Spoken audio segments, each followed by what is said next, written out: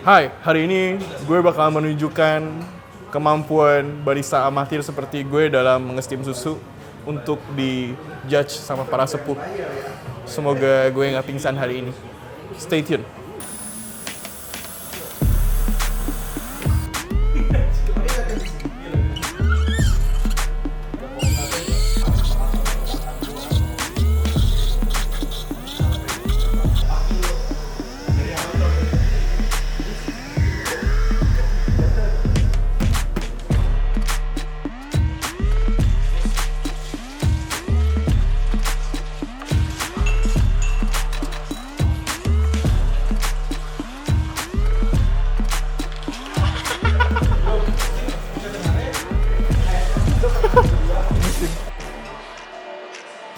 Ini pertama kalinya gue pakai mesin rumahan. Jadi kalau mau dibilang bedanya tuh, basically beda di speed sih. Jadi memang harus agak lebih sabar aja sih. Jangan diburu-buru. Barusan gue buru-buru, gue ngulang satu.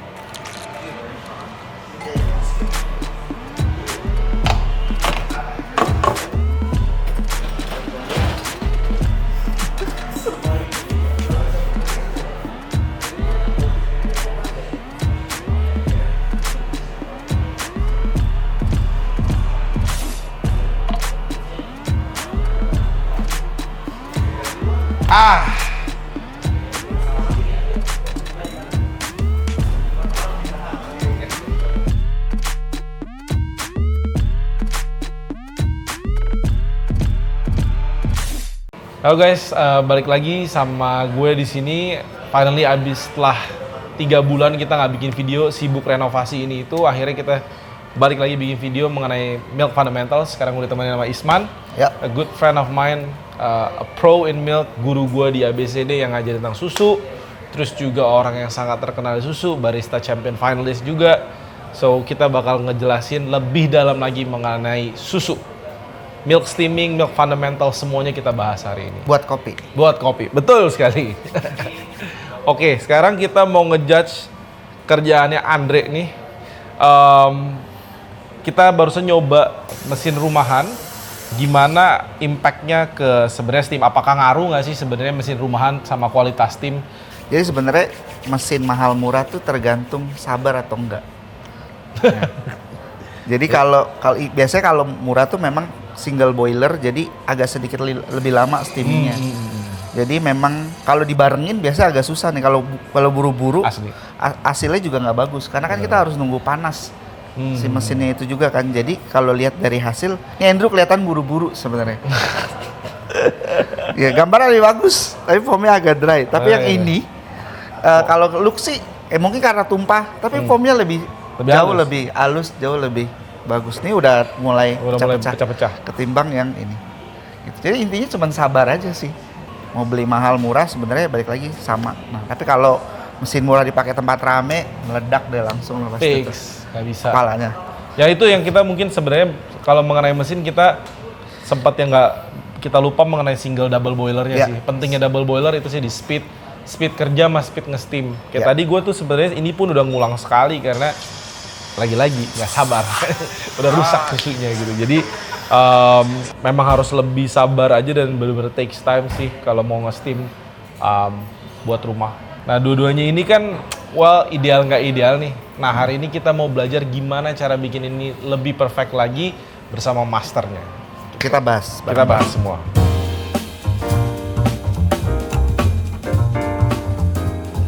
Start dulu dari definisi susu. Kayak zaman Isman dulu ngajarin gua. Susu tuh apa sih, Man, sebenarnya? Ya susu sebenarnya basically adalah cairan warna putih nih ya. Yang bergizi, yang berasal dari kelenjar mamalia, termasuk manusia sebenarnya. Itu definisi paling mudah ditangkap. Gitu. Jadi apapun yang punya kelenjar susu bisa ngasilin, nggak cuma sapi, ada mungkin kambing, kuda. Itu segala macam, domba, nah itu masih bisa. Gitu. Makanya termasuk juga manusia juga bisa menghasilkan susu. Susu untuk diminum nih di rumah, sama susu untuk buat kita penggunaan di coffee, basically di cafe, bedanya di mana, Man? Ini gue juga perlu tahu. Nah balik lagi nih, kalau konsumsinya buat anak bayi berarti kan harus ASI kan? Dari manusia nih berarti. Nah tapi kalau buat di cafe ya sekarang tuh udah banyak nih susu, ada nggak cuma dari sapi, ada dari mungkin domba, ada dari kambing, ya nggak tahu ada yang pernah coba atau enggak, terus non dairy juga. Nah, non dairy. Tapi mayoritas itu pasti dari sapi. Jadi beda. Oke. Anak kecil nggak boleh minum susu sapi. Dari segi prosesnya, kenapa UHT ya nggak bisa di steam? Ini gue juga lupa nih anjir. Kenapa UHT nggak sih? Kenapa kita harus pakai yang fresh milk? Nah, jadi ada perbedaan antara fresh milk sama UHT. Jadi walaupun sebenarnya brandnya sama. Jadi lebih ke prosesnya. Yang satu mungkin lebih pemanasannya nih, masaknya ibarat masak nih lebih rendah nih suhunya. Yang satu lebih tinggi, makanya UHT itu namanya ultra heat temperatur atau ultra high atau ultra pasteurisasi. Nah, karena prosesnya tinggi merubah struktur yang ada di dalam susu, yang which is sebenarnya dibutuhin buat kopi. Gitu. Jadi itu ada perbedaannya. Jadi pecah kalau di steam ya? UHT pecah nggak sih? Sebenarnya bisa-bisa aja ya? Bisa-bisa aja, cuman hasilnya tidak maksimum. Kayak misalkan di kopi itu sangat butuh komponen yang ada di dalam susu. Itu ada 3, protein, fat, karbo. Nah, kalau fresh milk ini mungkin masih oke nih, masih stabil. Nah, kalau UHT yang 3 ini sudah banyak berubah. Gitu. Jadi yang kita butuhin buat di kafe pakai UHT jadi nggak maksimum sebenarnya. Kalau dibilang bisa di steaming bisa. Cuman tidak maksimum. Terus taste-nya juga pasti berubah. Masa bisa cenderung burn bitter. I see. Karena udah panas banget terus lu steam lagi burn bitter. Yang udah tadi jadi gula. Kan ada orang sekarang bahkan melarang buat anak kecil, orang terlalu banyak minum UHT itu nggak boleh buat anak kecil karena kan banyak gulanya itu. Ya kan? Karena udah kebanyakan transform jadi gula ketika kalau kita panasin gula di susu UHT, kan simpel aja soal gula, panasin jadi karamel, terlalu panas jadi burn bitter. Nah, buat kopi juga efeknya jelek. I see. Boleh-boleh aja tapi tidak rekomen. Oke, paham. Nah, kalau plant based kan sekarang banyak dipakai nih.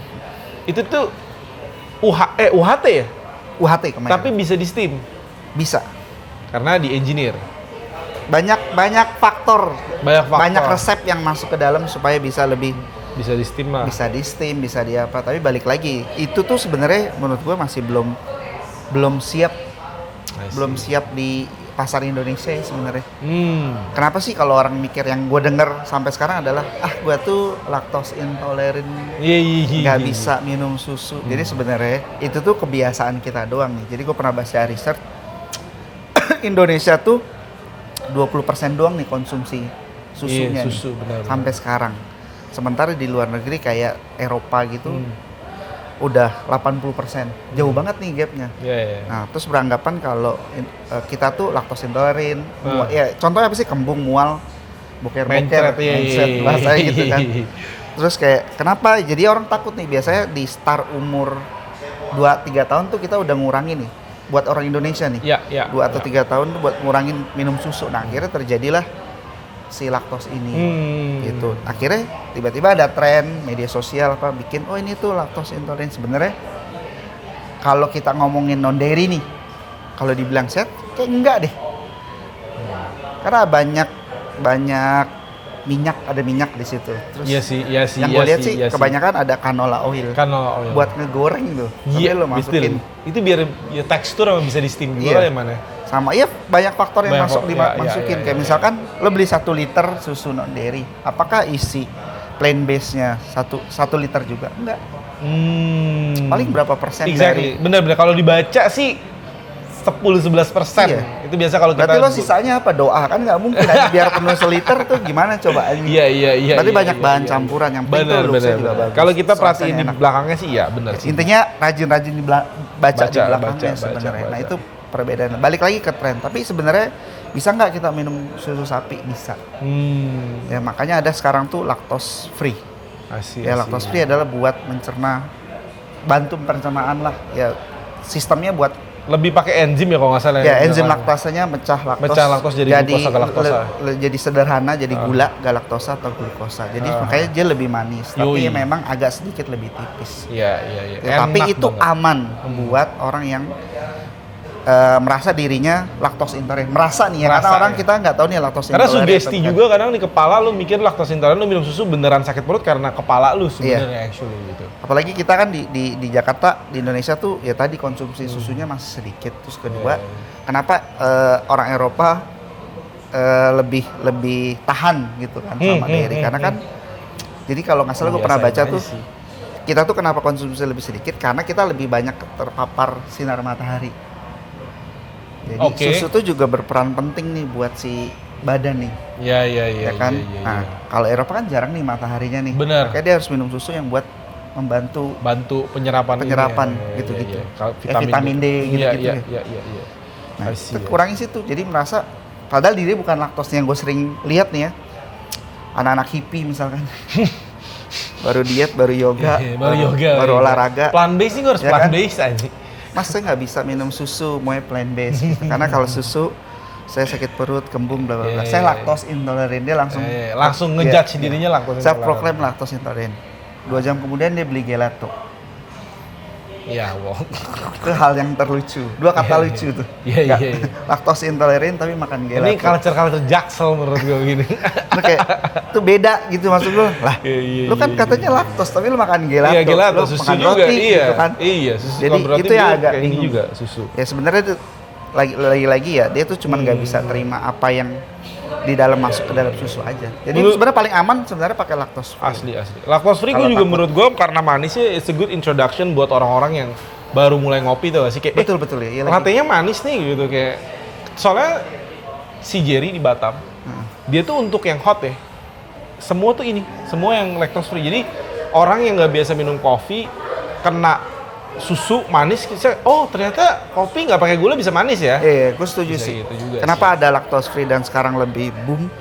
Karena kita kan sebenarnya identik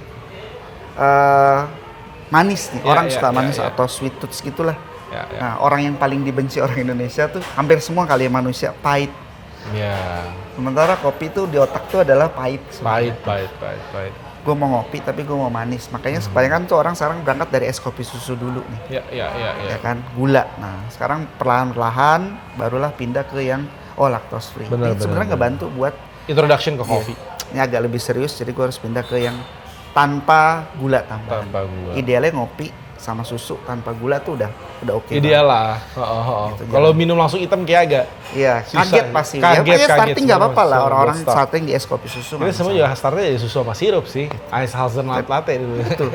Jadi sangat membantu sebenarnya. Sangat membantu juga buat penambahan konsumsi susu di Indonesia. True. Gitu. Oke, sekarang kita mau ngebahas segmen selanjutnya kita mau ngebahas fundamental steaming sama cara pouring. Gitu. Kita tuh banyak ke kafe-kafe hip dimanapun di Jakarta, especially Jaksel. Kita sering ketemu cupnya, kita bayar mahal, tapi cup quality-nya nggak sesuai gitu. Kayak the quality of the steam itu jelek.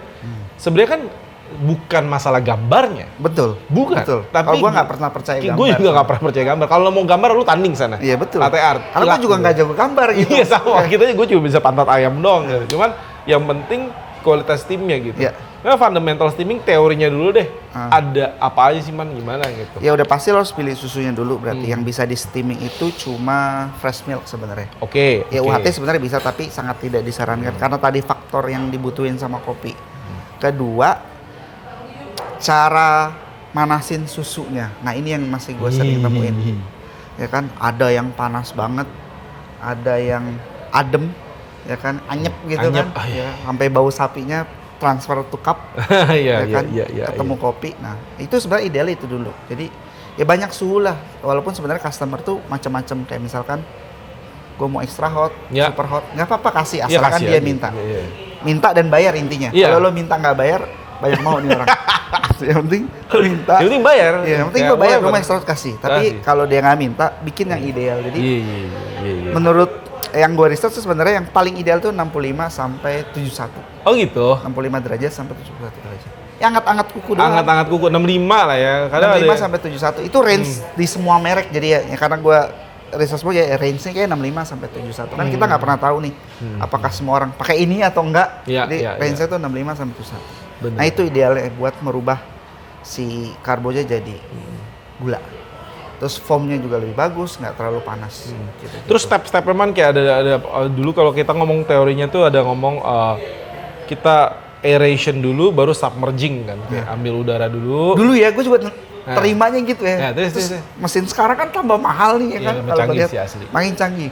Lo begitu dulu, yang ada foam lo udah tebel kayak busa. Benar. Sekarang tuh kayak nggak, transisinya tuh ada, tapi kayak bentar banget gitu, kayak nggak usah. Iya, makanya kesini tuh harus upgrade terus. Nggak usah apa ya kalau sekarang kalau mesin rumah kelihatan lah ada Masih bisa stepnya. tuh, dengan cara itu masih bisa. Kayak kita ambil udara dulu, sabar, terus baru tenggelamin gitu. Iya. Kalau sekarang mesin-mesin yang baru ini, Banyak kan apalagi multi mesin boiler cafe, kan, udah mesin multi cafe. boiler jadi makin cepet. dan that 2 steps berlangsung segitu cepatnya sampai ya lu bener-bener harus cepet sih.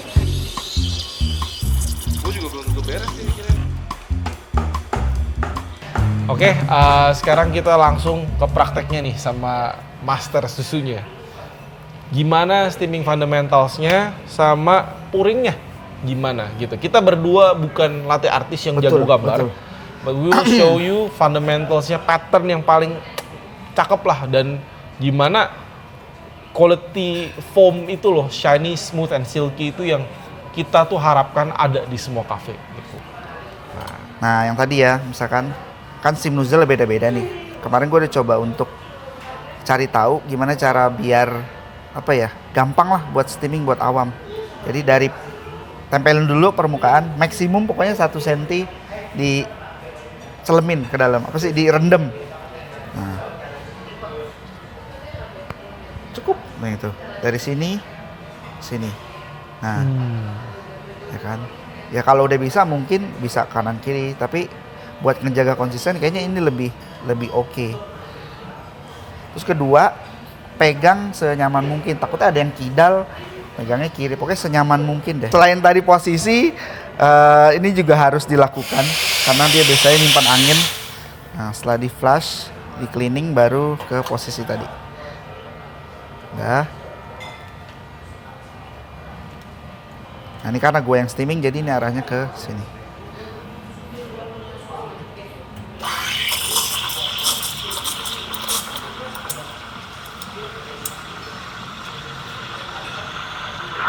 Oke.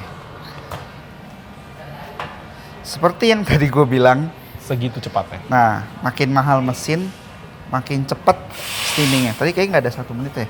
Oh, nggak nyampe. Quick. Oke. Nah, Untuk nih, foam yang oke, ya ini kalau mau lihat shiny dia swirl, kelihatan mengkilap. Oke, balik lagi, gue bukan latte artist, tapi sebisa mungkin kalau lagi pouring jarak jak sama cup nggak terlalu jauh.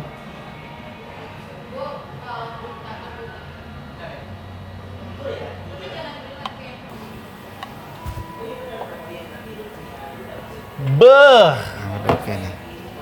Labar.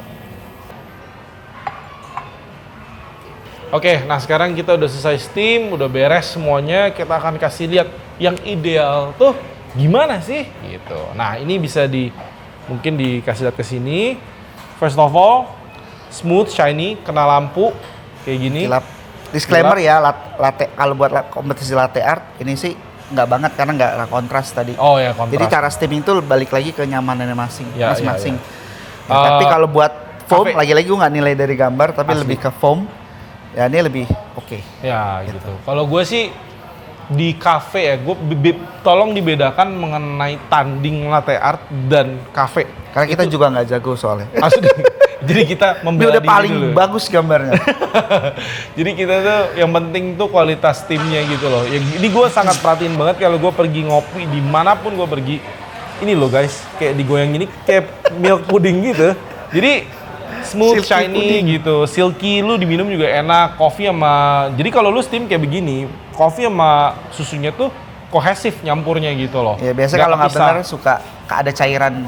Asli, keluar asli. gitu. Sama di mulut tuh misah gitu. Kalau Isman gimana nih? Ya itu aja sih, gue kalau dari gambar sih dibilang biasa aja gitu kan. Iya. Terus dibilang kontras, nggak gitu kontras karena masih banyak washing kalau buat latte art. Tapi kalau buat tim minum ya balik lagi, kita butuh karakternya ngeblending. Ya. Ya makanya lebih enak lagi kalau memang bisa ngeblend tangan kirinya si megang kopi ini sambil susu tuh goyang. Sambil Karena gue goyang. tadi nggak bisa, gue cuma bisa kanan kiri. Berarti Bisa ada mungkin- orang ya, bisa yang bisa begini. muter tuh. Itu lebih oke lagi sebenarnya. Yang jago sih yang bisa gini sih man, Ya, yang yang jago bisa lawan arah tuh antara muter. ini muter gini, yang ini ke sini gitu. Ya, Jadi, jadi dia dilawan arah antara muter jaknya sama itu. Nah, kalau gue udah pasti nggak ke bawah semua. Gitu, jadi balik Ya, lagi. ya, balik ya. A lot of lagi. techniques, banyak teknik pouring, tapi yang paling penting please guys, like ini loh. Ini yang gue mau sampein kayak smooth shiny-nya gitu. Kayak apa ya, cat basah kita Iya. ngomongnya. Itu diminum tuh jauh lebih enak daripada yang dry. Kenapa? Even kalau di tempat gue pun gue melarang anak-anak gue untuk latte art. Karena sama iya, di gue samping melarang juga. sih. Karena Jadi standar off-nya itu ini. gini, Atau nggak bulat doang. bulat aja gitu, kayak pantat ayam. Karena satu dingin, kalau lu kelama tuh. Ya. Dua dry, foamnya nggak diminum nggak enak. Kan kita nggak buat di foto, Ya. kita buat di minum.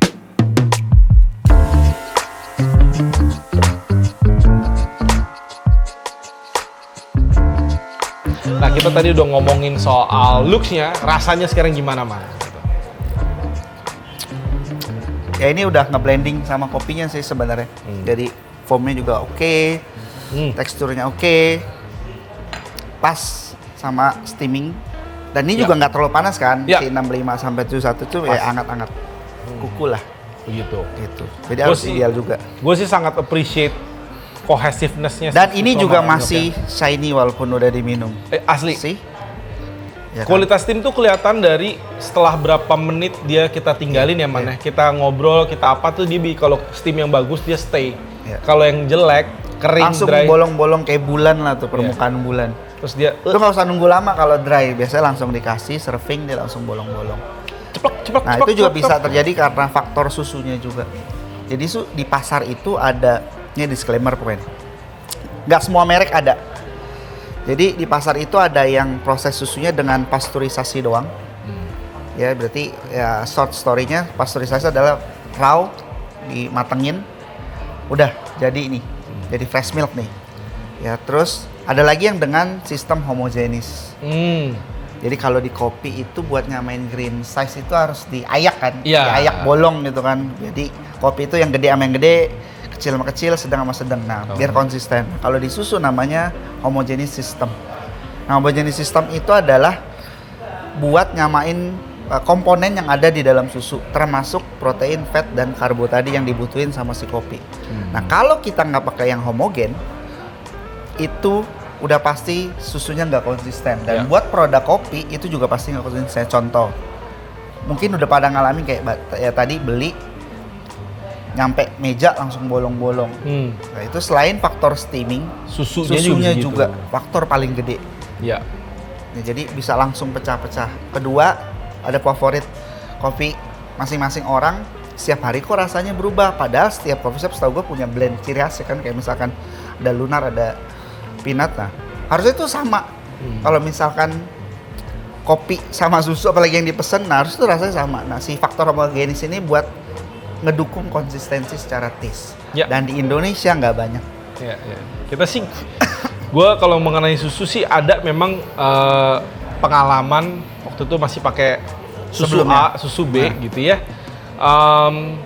Karena dia tuh semua minimally processed, jadi konsistensinya sangat terganggu Ya. sih. Kayak lo kadang steam bisa bagus banget, kadang Betul, bisa betul. kayak air, kayak bisa apa, karena bagaimanapun namanya proses homogenization sama pasteurization tuh kayak lu nggak bisa terlalu minim banget gitu loh kayak karena bagaimanapun ini tuh adalah end product yang kita mau serving ke orang Ya. customer tuh consistently begitu gitu, Ya. kita nggak bisa beda-beda. Iya. By the way gue kangen banget sih steamingannya Isman, maksudnya zaman-zaman gue masih belajar kopi terus main ke Say Something, ini loh yang biasa gue minum.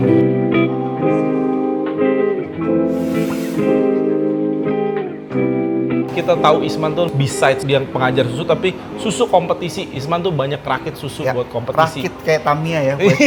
Iya, ngerakit susu buat kompetisi dan the results are just amazing. Susunya agak waktu di Belanda dulu. Iya, 2018. Berapa? 6 ya? Full score? 6 paling kecil 5 Paling kecil 5,5. Jadi breakthrough yang terjadi di industri susu sekarang di Indo, apalagi buat kompetisi itu yang mulai itu Isman gitu. Dan kemarin juga agak main lo juga yang ngerakit. Iya. Beda resep tuh. Beda resep. Sekarang ini kita bahas nih. Nah, terus ada sekarang juga lagi ngetren. Kita mau ngebahas susu kompetisi dan trennya. Nah, Ya. kalau lu mau ngomong segmennya itu susu dan kompetisi dan trennya. Sekarang tuh udah mulai juga tren barengin sama plant based. Betul. Nah, gue mau nanya, menurut lu secara general sekarang pendapat lu tuh gimana mengenai ini semua? Trennya tuh gimana gitu? Seru ya, sekarang akhirnya susunya dilirik gitu. Iya. Sebenarnya lagi-lagi buat ngebantu orang minum susu juga. Kedua, intinya nih gue mau disclaimer karena banyak yang di pasaran semua cara memasarkan susu itu selalu overclaim. Maksudnya? Kayak susu nih, merek ini tuh kita deh bagus buat Oh. kopi gitu. Oh, Susu iya, ini iya. bagus buat kopi. Agak lebih Ya. lebay ya. Makanya gue garis bawahi, semua susu sama. Semua susu sama. Apa yang bikin beda? Kopi yang kita pakai. Jadi cocok atau enggak. Makanya kita kalau di industri belajar roasting. Nah, itu juga berpengaruh kan. Kayak misalkan di roasting aja satu kopi light, medium, dark. Satu kopi nih, 3 roasting. Kan rasanya beda. Asli. Nah, sama susu juga sumbernya sama, di proses pasteurisasi beda-beda, rasanya beda. Nah, itu gimana caranya kita tinggal kelopin antara kopi sama susunya, bukan berdasarkan mereknya. Nah, kalau buat gue yang pribadi yang riset susu, carilah yang pakai homogen tadi buat coffee industry. Betul. Karena nggak semua susu ada yang pakai homogen. Nah, sayangnya di Indonesia itu tidak tertulis di kemasan. Tapi ada. Tapi ada. Silakan tanya sama yang jual sebenarnya. Iya. Kalau nanya Miklef ada. Asli ya. Nah, kalau ngomongin soal susu kompetisi, balik lagi ke kopinya sebenarnya. Jadi ada orang yang kopinya ini semua pakai ya lagi tren mungkin awal-awal fresh distill kan. Fresh distill Ya, tuh lagi gila banget sih. Dari Benput kan. Benput. Gitu. Semua orang pakai. Nah, pertanyaannya adalah cocok gak tuh? Ya kan? Nah ini gue mau tahu. Cocok atau enggak? Karena yang gue tahu penilaian skor sekarang tuh harus ada harmonisasi kan, nggak boleh Harmonis. boleh kebanyakan nih susu ini. Jadi kalau ibarat lo minum es teh manis, gulanya kebanyakan kan juga nggak bagus. Gitu. Nah, si fresh distill ini juga nggak boleh banyak. Nah, sebenarnya fresh distill juga kalian bisa buat dari susu fresh milk intinya. Banyak kan sekarang kan orang main kopi, maaf ya, Iya, gue tahu lagi. funky infuse gitu buat susu. Itu menurut lu yang cocok tuh susu apa? Nah, satu udah pasti udah nemu nih misalkan kopi itu. Kedua konsepnya gitu kan, konsepnya. Apa yang lo mau tonjolin ketika ketemu si susu ini? Misalkan kopi gua misalkan funky nih, asam-asam ketek mungkin misalkan gitu kan. Atau rasa buah kayak jus. Nah, misalkan gua mau yang ini biar nge-reduce pakai susu, gue mau tetap manis, tapi asamnya dapat, Nah, tapi nggak terlalu asam. Gitu. Ya udah, misalkan contoh, udah pakai fresh distill misalkan cukup, tapi balik lagi konten fresh distillnya juga nggak boleh terlalu banyak, karena nanti si asamnya juga bakalan terlalu naik ya? Apa reduce? Turun dong. Oh, turun. Terus kedua, pasti ada plus minusnya mungkin. Karena kopinya terlalu asam, jadi mungkin bodinya agak light apa segala macam. Nah, makanya sekarang lagi tren dicampur sama plant based kan. Nah, plant based ini gimana nih? Nah, plant based itu kan identik kalau yang gue lihat terutama di Indo ya, bodinya tebal-tebal kan. Ya, Ada iya sedikit sih, creamy, salty, sih. umami gitu kan. Nah, biasanya itu sangat membantu lah buat si kopi susunya. Misalkan aku mau sedikit lebih asin. Pakailah mungkin coconut. Oh. Ya kan? Gue mau sedikit agak ada kacang-kacang. Pakailah yang unsurnya cereal and nuts misalkan. Iya, kayak misalkan oat kan almond, macadamia, gitu. Jadi balik almond lagi ke gitu. konsepnya. Tujuannya adalah lo mau ngapain represent kopi susu ini. Terus rasanya lo mau kayak gimana? Itu sebenarnya bisa kalian setting semuanya. Masih. Jadi bukan karena mereknya ya. Jadi sama nggak kudu harus pakai plant based sekarang gitu. Nggak harus ya. Oh, kalian bisa mix aja. Kalau memang mau konsepnya lactose intoleran kan kalian bisa pakai lactose free, non dairy, lactose intoleran juga bisa ketemu kopi. Konsep vegan, veggie atau apalah gitu. Nah, jadi bisa dibalikin lagi ke konsep sama kopinya itu gimana. Sisanya yang benar-benar harus banyak R&D. Jadi fresh distillation betul, itu R&D. bukan satu-satunya jalan lah. Maksudnya it is nice, tapi lu harus pikirin kayak oke, lu mau fresh distillnya berapa persen, seberapa konsentratnya dia. Ya. Terus juga oke, lu mau pakai plant based, tapi plant based apa yang lu mau masukin nih gitu. Iya. Apa yang bisa cocok sama kopi lu. Sebenarnya buat kompetisi tuh lebih ke sana sih. Ini terakhir banget nih. Kita nggak ada contoh plant based milk ya. Tapi plant based itu in general susah di steam, bener nggak Betul, sih? betul. Iya kan? Nah, betul. from your point of view, plant based itu steamnya harus lebih tebal apa lebih tipis sih? Sebenarnya kalau kepanasan juga nggak bagus. Kenapa sih paling susah? Kita harus jawab dulu dari dasarnya nih. Proteinnya lebih rendah dibanding susu biasa. Nah, sementara protein di susu itu yang nge-create foam. Gitu, yang nge-create foam. Nah, itu kalau kecil kan berarti agak sulit karena itu kan hasil dari foam itu sendiri kan. Nah, kedua, yang mimik ditakutin di Jakarta nih terutama pakai plain base, kopinya full arabica asem. Nah, Ya kan, yang beli anak-anak hippie yang kalau ngopi foto dulu baru diminum. Tuh ketemu kayak magnet. Lawan arah tuh kotrek-kotrekan kepisah gitu lah pokoknya kayak.